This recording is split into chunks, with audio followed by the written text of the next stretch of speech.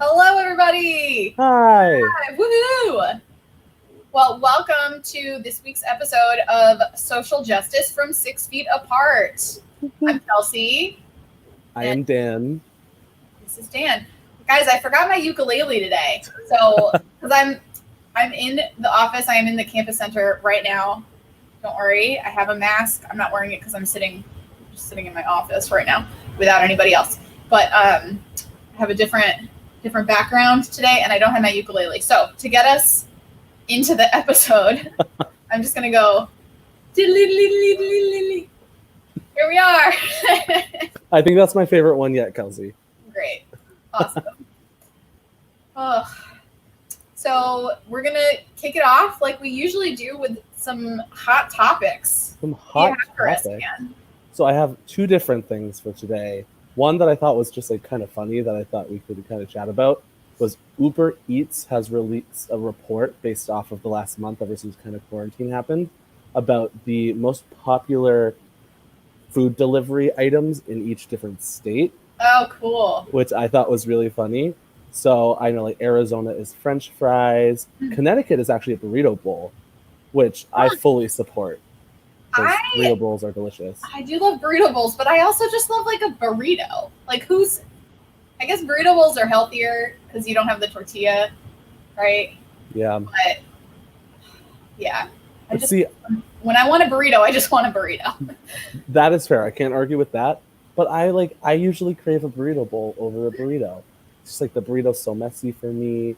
And Yeah. like, it's like the wrap you gotta like pull sometimes. Those are like my favorite parts of. It's a really tactile experience. But see, my thing is, if you get a burrito bowl, I don't know why we're talking about this, but if you get a burrito bowl and you have the chips that come with it, and either you scoop and eat it like it's a dip, but it's not really a dip, or you like crush the chips and sprinkle it on top. Yeah. Okay. You still get a tactile experience. What did you say? I don't even know. Yeah, tactile. I think that's the thing. Yeah, but cool. So I'm more of a burrito bowl person, but Kelsey's more of a burrito person. You tell us what you like in the comments. Yeah.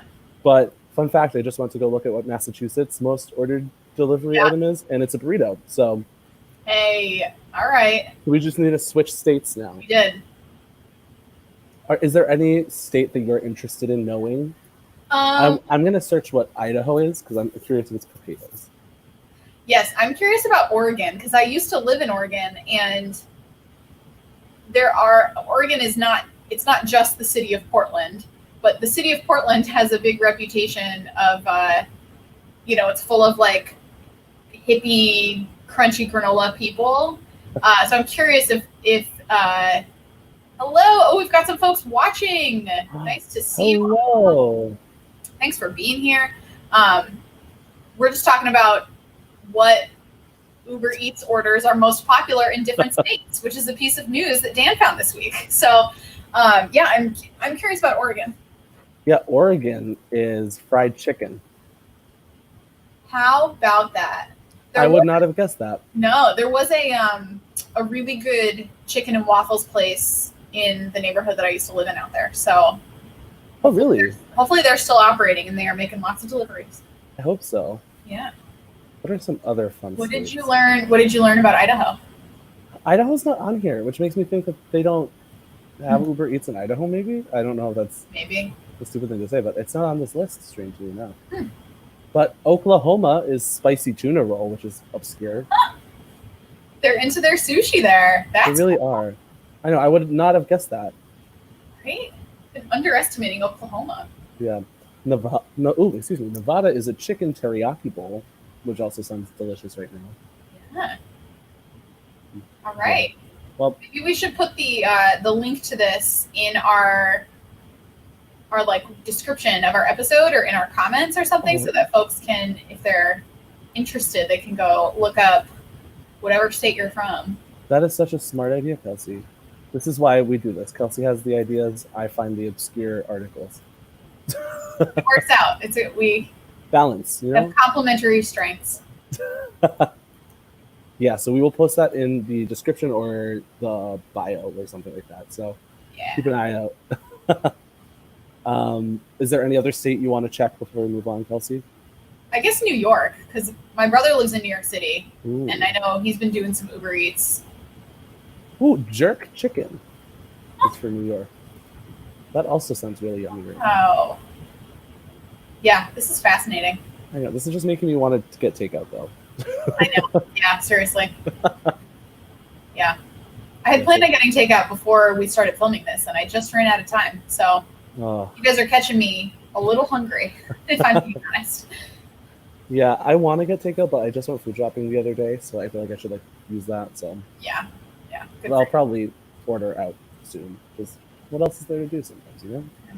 you. Dan, you found another news article for us this week too, right? Or another world happening. Yes, it is. There's some articles about it, and then there's also some Twitter threads that I've seen. But today is World Book Day, which I think is wonderful because not only am I an avid lover of just like reading for pleasure and just like finding really good books that you love, but I also think that it's actually kind of a little timely since we're all Mm-hmm. in our homes. It's kind of nice to reflect and read a book. So I know that sometimes people don't like to read because of like school and stuff, but like I always find like reading for pleasure is almost like a different part of my brain that I'm using than Mm-hmm. reading for like what I need to or tests or things like that. So I was curious, do you have like a favorite book, Kelsey, or is there like a book that has like stayed with you over time, or are you reading anything right now? I am reading a book of short stories right now. It's called Florida, like the state, which I really like. I have such a hard time when people ask me my favorite something because then I'm like, oh man, I got to come up with what's my favorite, what's like my ultimate, whatever. Yeah, I mean, like tried and true classic. I've reread Harry Potter a bunch of times.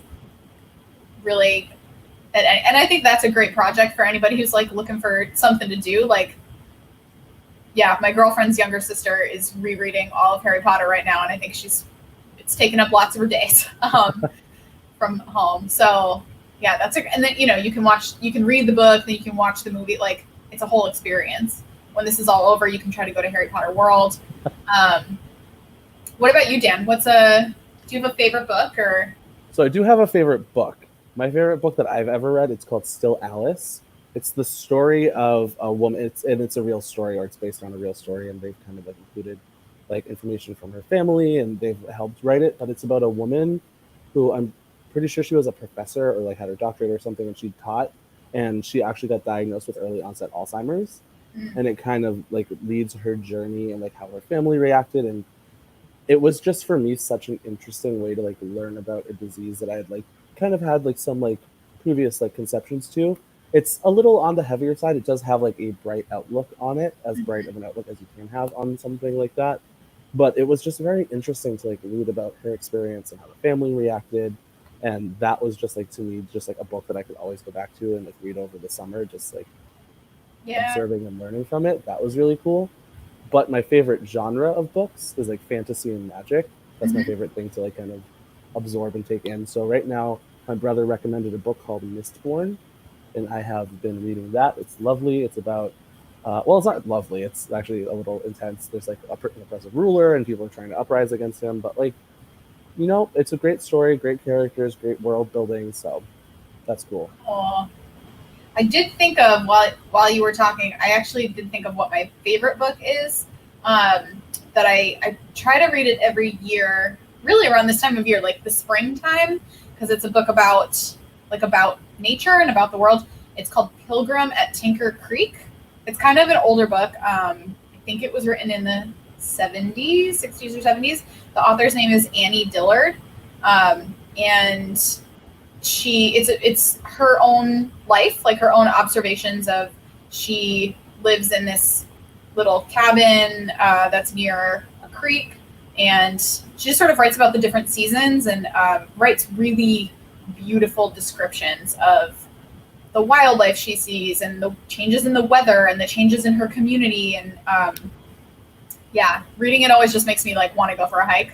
Yeah. And pay really, really good attention to everything I'm seeing. And like, yeah, yesterday was Earth Day. So we should all be trying to get outside and pay attention to what's going on. Read a book outside. Yeah, It's that lovely. sounds nice. I need to warm up a little bit.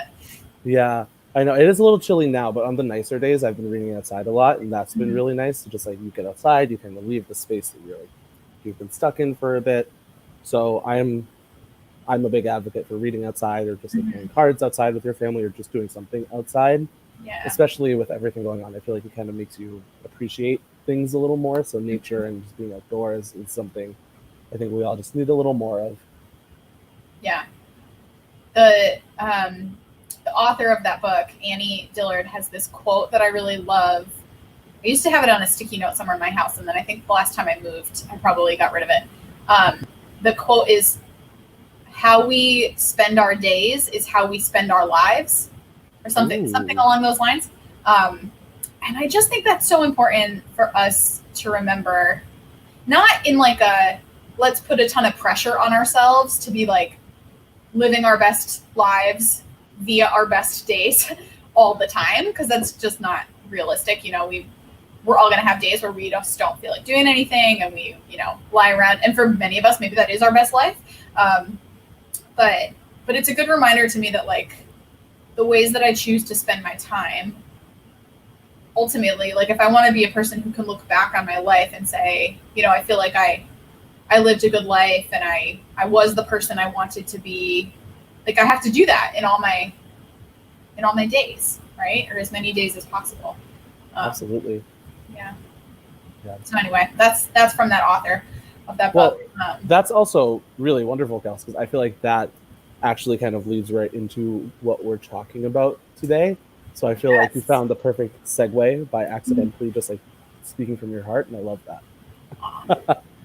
Annie Dillard, she's so wise. Yeah, I need to read that book. That's a really good quote. Yeah, I can lend you my copy, but I've written a lot. There's lots of I notes love when and people stuff in take it. notes in All right, books. It's so interesting to I'll me. pass it on. Love that. Um, yeah, so let's talk about what our topic for this week is. We are talking about Sexual Assault Awareness Month, which is Woo.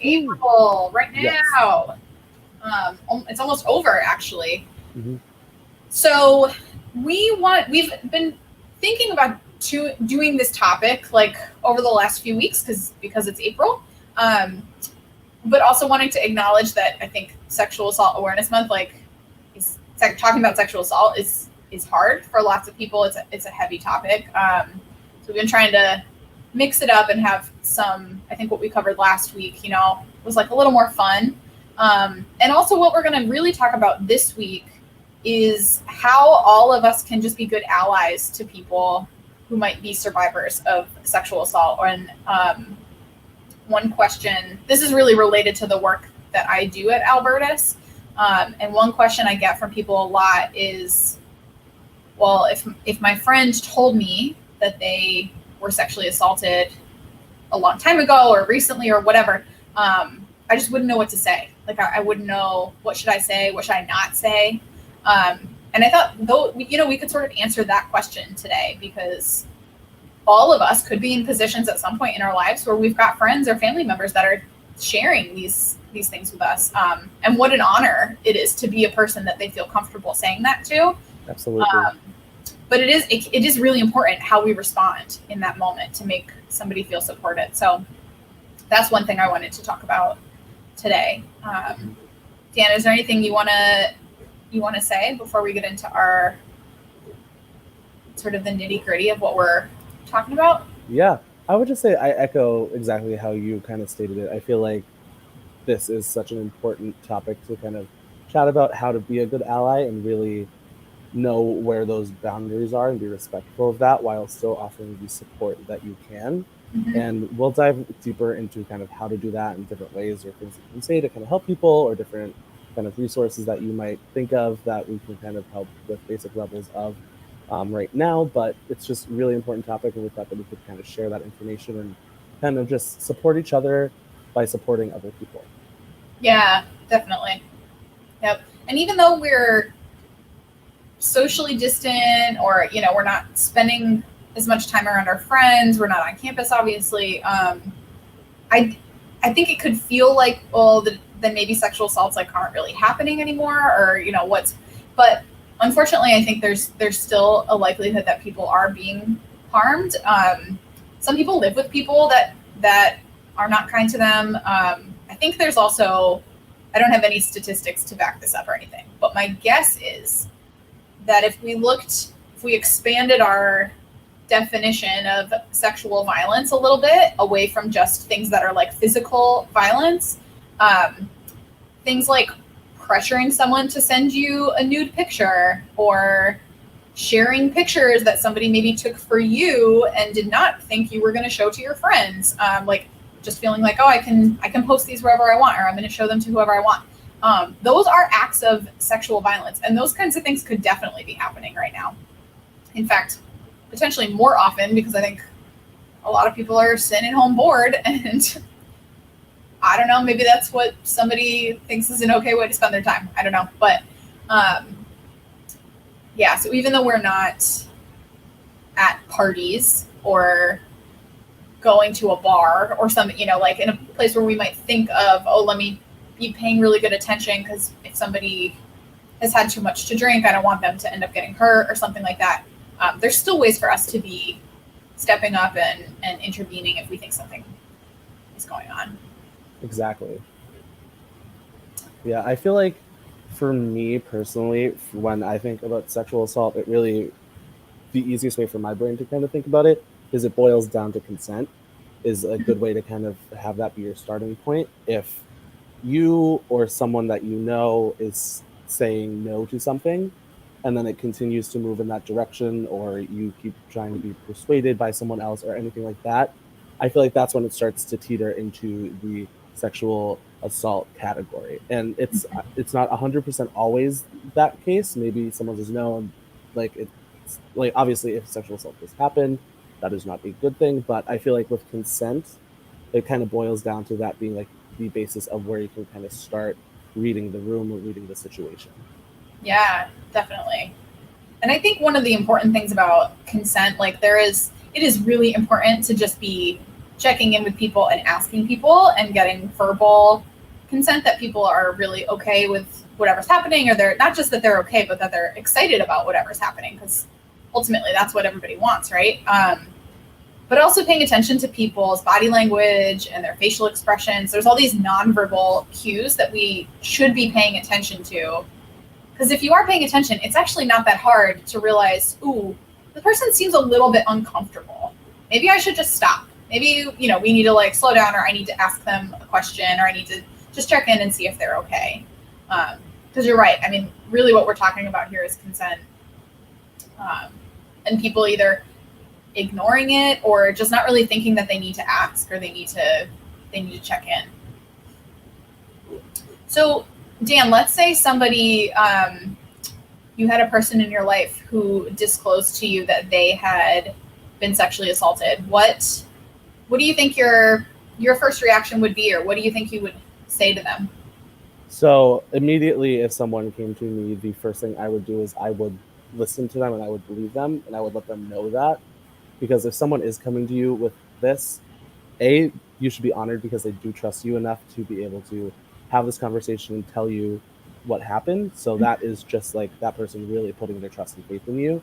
But also just kind of thinking about the bigger picture. It's not like you shouldn't be going into investigation mode and asking all these different questions. Mm-hmm. I have been in a training before where someone refers to it and the verbiage is a little intense. It's called don't go into like investigation form, go into like car wreck form almost, where you don't want to like be like, ooh, let me try and piece everything together, because that is not your space. That is not your space to step into unless you are invited into that space and actively being invited to have that conversation. You should really be asking, do you feel safe? Are you okay? How can I help you? Really asking those basic level questions, which might not feel like it's as strong or impactful as you may be going in to try and investigate. Mm-hmm. But that person is coming to you because they want that human interaction. They want that contact and that validation of someone listening to them and hearing them. So you don't want to dive right in. You want to respect their boundaries. Yeah, that's a great reaction. And I actually think, I think that kind of analogy of like, what would you do if you happened upon a car wreck? You would just want to know if everyone was okay, right? That's the first thing that we would want to do. I like that I think you said when you first started talking, like, you tell them that you believe them. I think that's really important because there's just a lot of people in the world who their first reaction is not to believe somebody who says that they were sexually assaulted. There's a lot of reasons why that's the case. I think our news media, unfortunately, does a really good job of telling the stories where somebody maybe wasn't totally truthful about something, which of course that happens sometimes, but it's like 1% of the time, and 99% of the time people are not making anything up. They're sharing what they remember about something that happened to them. But I think the way that the media sometimes frames it gives us this impression that like people just lie about this all the time, which isn't true. And the other thing I like to remind people of is, you kind of said this too, Dan, like if somebody's coming to you because you're their friend or you're their relative or you're somebody that they trust, unless you're like actually a police officer, or you're the Title IX coordinator at our college, or like you're never going to be asked to really decide if you think somebody is telling the truth or not. Like, just be their friend. Just think about how you'd react if they came to you and told you they got mugged or they got like their car got broken into or something. Our first reaction would probably be, oh my gosh, I'm so sorry. What do you need? How can I help you? Like, it's not going to be, are you sure? Maybe you're lying, So I think letting someone know that you believe them is really important. That's great. Yeah, I also think going off of that too, a tip is in human conversation, I got my degree in communication, so I love how people interact, and like that's always very interesting to me. And I know like it's pretty typical for most people when you have a conversation. If I told Kelsey, I was like, oh, I just had a burrito for lunch today, and Kelsey was like, oh my gosh, I had a burrito too. This is what was in mine. But, like, we want to share and engage with each other. Totally. But I think when someone is sharing about a sexual assault experience and they feel comfortable coming to you, don't make the conversation about you. Don't be like, oh, one time this kind of happened to me by like XYZ. Like, that is not your space to be doing that. Right. And I understand it's kind of natural for us to want to kind of like connect and try and like lead the conversation to where we can like both banter or both talk about the same topic. But like, there's a time and space for everything. And like, if someone is coming to you, they are being very vulnerable. They're really opening up, and you want to respect that and make sure that you can do everything for them. If they want to know or anything about that, like they may ask you, and then that becomes your choice, whether you want to verbalize that, keep it inside, whatever. But like, try not to change the conversation into like something about you, or don't like diminish it and be like, oh, well, that's not as bad because I failed my test today. Like, obviously an extreme example, but I just think that's something that is always smart to be kind of thinking about while you're having these conversations. Yeah, definitely. I think people sometimes do that too, like, start talking about themselves or switch the conversation topic because it just feels awkward and they're not really sure what to say. And that's all right. If you feel like you don't know what to say when somebody tells you something, there's lots of things people tell us about their lives that are kind of hard to hear, or we've just never encountered that conversation before and we don't really know what to say. That's all right. I think even if all you do is say, I'm so sorry that happened, and sit with somebody or listen to them or ask them what they need, that's perfect. That's a great start. Like, don't feel like you're certainly not going to be able to fix the problem. And I think most of the time people just want to be listened to and they just want to be heard. There are, for folks who might be thinking, well, I want to get them some help, or I want to make sure that they know who they can talk to if something happened on our campus or just in the world or wherever. There are plenty of resources both at Albertus and in the community. I know for right now we've got folks living all over the place. We're not all in New Haven together. So depending on where you live, resources might look a little bit different. But on campus, if somebody wanted to make a report about having experienced sexual assault or sexual violence, then they could go to Jessica Wheeler, who is the Deputy Title IX Coordinator. Her office is typically in the campus center, and we can also put her phone number. Her email address is jwheeler2@albertus.edu. We can put her phone number in maybe in the information for this. for this episode so that folks have that contact. The Falcon tip line is also an anonymous way to submit information about something that happened to you or happened to a friend. You can put that information in the episode notes as well. If somebody wanted to talk to someone and have it be confidential, so they don't want a report to get made, then the confidential resources on campus are the counseling center, so Dr. Courtney and Jen, the health center, so Elena and Elizabeth, the nurses on campus, and we work with Father Jordan, who is not on campus all the time, but if somebody wanted to speak to somebody from like a religious perspective, then he would also be confidential, and I think folks can make appointments to talk to him.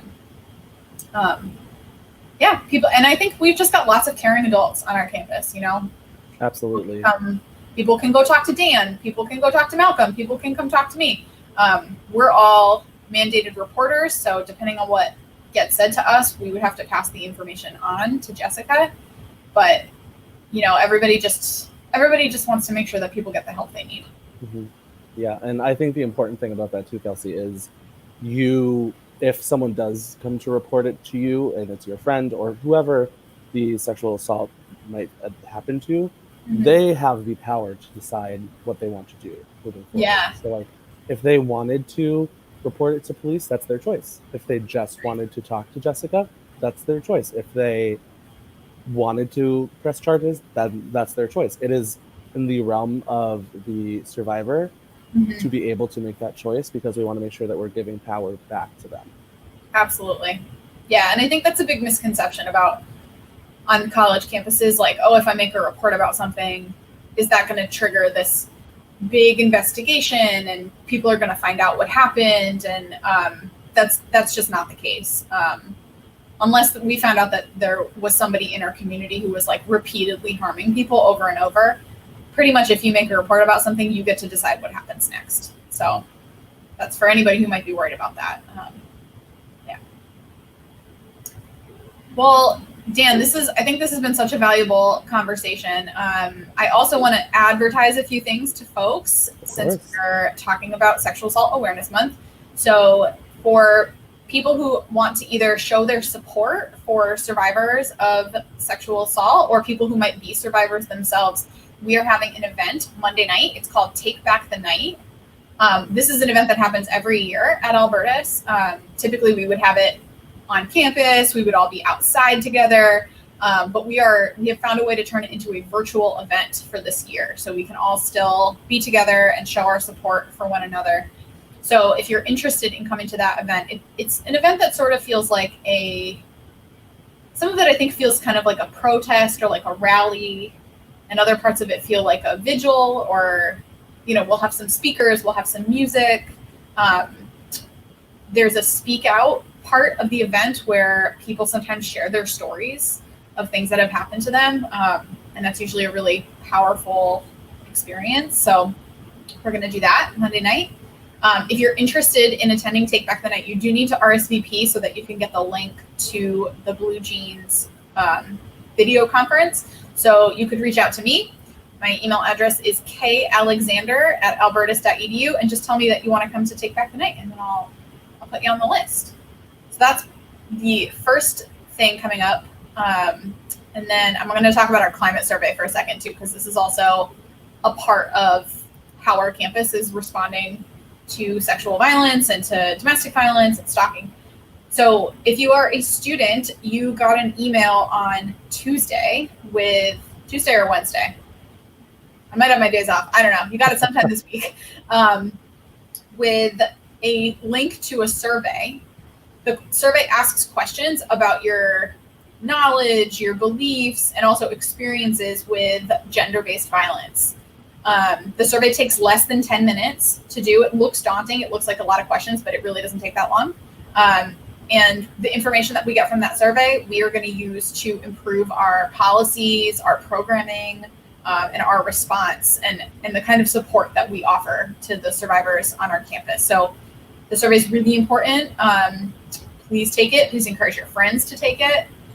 If you take it and screenshot or like take a picture of the final page and I know it does say like, thank you for completing the survey, but then I'm being told that sort of disappears and you end up with just like a generic Survey Monkey page. That's fine. Take a picture of that, send it to me, and you will get entered into a raffle. We're raffling off 25 gift cards, so you have a great chance of winning. That's the climate survey. I've been talking a lot, Dan. Sorry. No, that's wonderful. I mean, those are both so important because Take Back the Night is such a powerful moment for our community as a whole, students, faculty, staff, to all come together and really show us being allies. So I feel like it really perfectly ties into this video. So I love hearing about it, and it's going to be a great event, so no stress. And then, like you said, the climate survey, that's going to be really helpful to us moving forward so that we can do better programming. We can be more aware of how our campus truly feels. And it being a survey, it does give people that ability to give that honest feedback without being nervous of like hurting someone's feelings or just like, who might see this. So like, fill it out as honestly as you can. We are really, really excited for that information so that we can start improving what we do, and Kelsey can keep doing that amazing work that she does. It's all a big team effort, you know? Yeah. All right.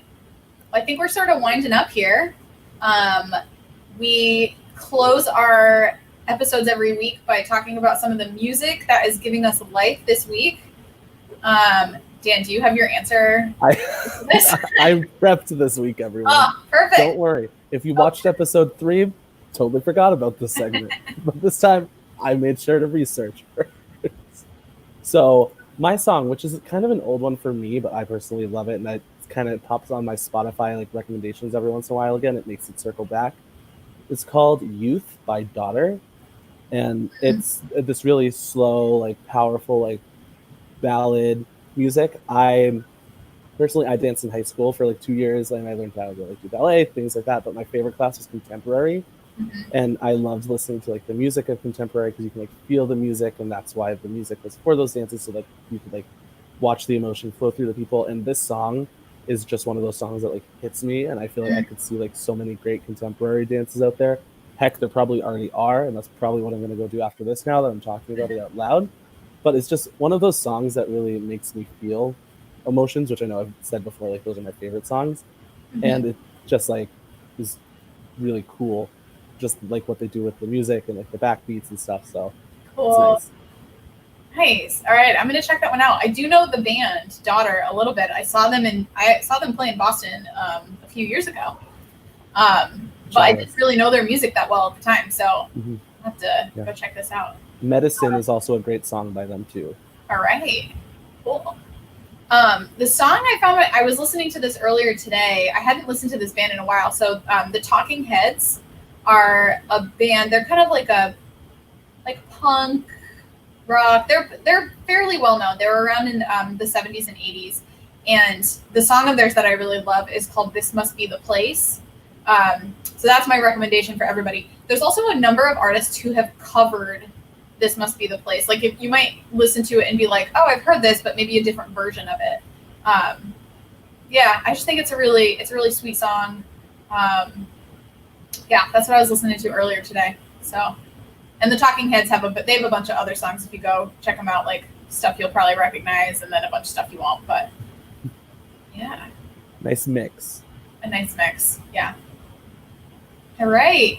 Well, I think we've reached the end of our episode for this week. I think you are right, Kelsey. I just wanted to say before we kind of sign out, if anyone does have any like follow-up questions about this, or they need support, or they just kind of need some clarification, you can always reach out to Kelsey. You can always reach out to myself. We are here to support as best as we can, and we'd love to kind of hear from you and help you out with whatever we possibly can. So just keep that in mind. If you need friends that can reach out to us, that's totally fine as well. Yeah, thanks for saying that, Dan. Yeah, of course. All right. And stay healthy, stay home. We miss you all. We'll see you next week. Bye, everyone.